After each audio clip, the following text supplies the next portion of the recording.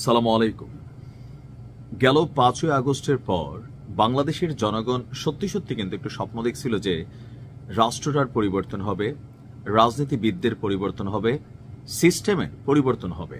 যে সকল জিনিসগুলোর জন্য মানুষ আওয়ামী লীগ সরকারের উপর বিরক্ত ছিল, প্রশাসন থেকে শুরু করে আমলাতন্ত্র, তারপর আপনি সবকিছু ধরতে পারেন, মানে এ টু জেড মিলিয়ে আমাদের বিভিন্ন যে সেক্টরগুলো আছে, জনগণ যারা আমরা আছি, তো একটা পরিবর্তনের আভাস বা ইঙ্গিত বা স্বপ্ন প্রত্যেকের মনে ছিল। এনসিপির উপরও মানুষ ভরসা করেছিল, ডক্টর মোহাম্মদ ইউনূসের উপরও মানুষ আস্থা রেখেছিল। কিন্তু গেল ১৫ মাসে সারা বাংলাদেশের যে সার্বিক চিত্র, সেখানে ওই রকম কোনো পরিলক্ষিত পরিবর্তন কিন্তু আসলে হয়নি। কিছু কিছু ক্ষেত্রে অনেক ভালো কাজ হয়েছে, আবার খারাপ কাজও হয়েছে। আবার রাষ্ট্রের সবচেয়ে গুরুত্বপূর্ণ যেটা মেরুদণ্ড আমাদের সেনাবাহিনী, সেই সেনাবাহিনীকে ঘিরেও নানান ধরনের গুজব, জল্পনা কল্পনা, সেনা প্রধানকে নিয়ে নানান ধরনের বক্তব্য ছিল। আবার এই যে লম্বা সময় আওয়ামী লীগ সরকার ক্ষমতায় ছিল, সেখানে কিছু সেনা কর্মকর্তারা বিপথগামী হয়ে গিয়েছিলেন।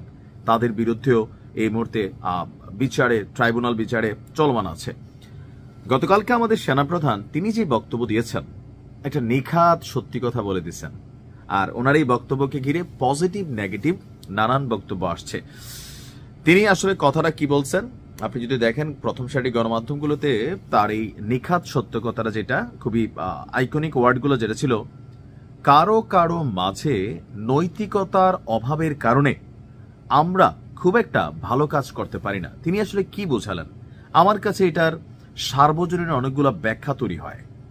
কারো কারো মাঝে নৈতিকতার অভাবে আমরা, what is the meaning of আমরা?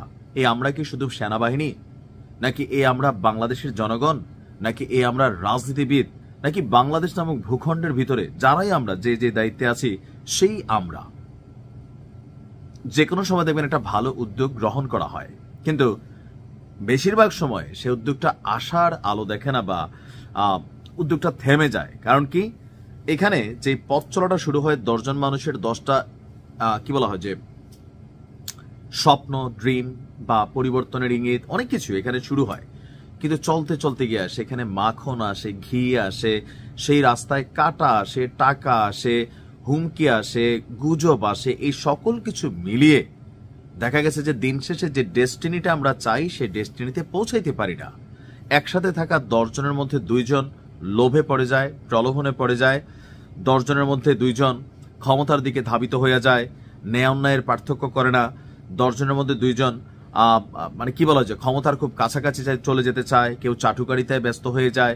এই যে টোটাল সিস্টেম হ্যাং হয় আমরা, এই নৈতিকতা বলতে আমার ধারণা সেনাবাহিনীর যিনি প্রধান আছেন জেনারেল ওয়াকারুজ্জামান, স্পষ্ট কোনো ব্যক্তি বা কোনো কেন্দ্র বা সংগঠন, কোনো দলকে বোঝান নাই। তিনি সামষ্টিকভাবে বাংলাদেশের যে চিত্র, যে জনগণের, দেখেন না আমরা এই দেশে সবাই মুসলিম, কিন্তু আমাদের মধ্যে আকীদাগত কত ভেজাল আছে।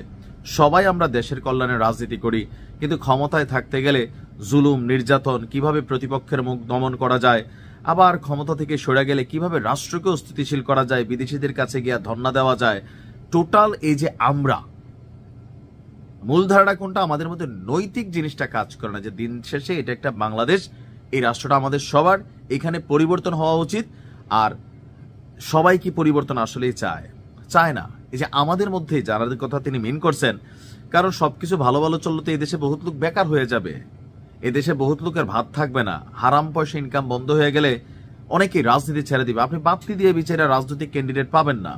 এখন যেরকম আমার ভাই তোমার ভাই করে, এই লোকগুলো নাই হয়ে যাবে। কারণ কি, মধু সবাই তো মধু পায় না। যারা যারা পায়, কেউ পুরা মধুর ভান্ডার পায়, কেউ ধরেন ২-১ ফোঁটা পায়। এই সিস্টেম যখন হ্যাং হয়ে যাবে, তখন এখানে অনেক কিছু ঘাটতি তৈরি হয়ে যাবে। যখন ঘুষ, দুর্নীতি, বাণিজ্য এগুলা বন্ধ হয়ে যাবে, তখন অনেক কিছু বদলাই যাবে। সেনাপ্রধানের এই কথাটা শতভাগ সত্যি। এখন আপনি এটাকে কিভাবে নিছেন সেটা হচ্ছে আপনার দৃষ্টিভঙ্গি। ভালো থাকুন।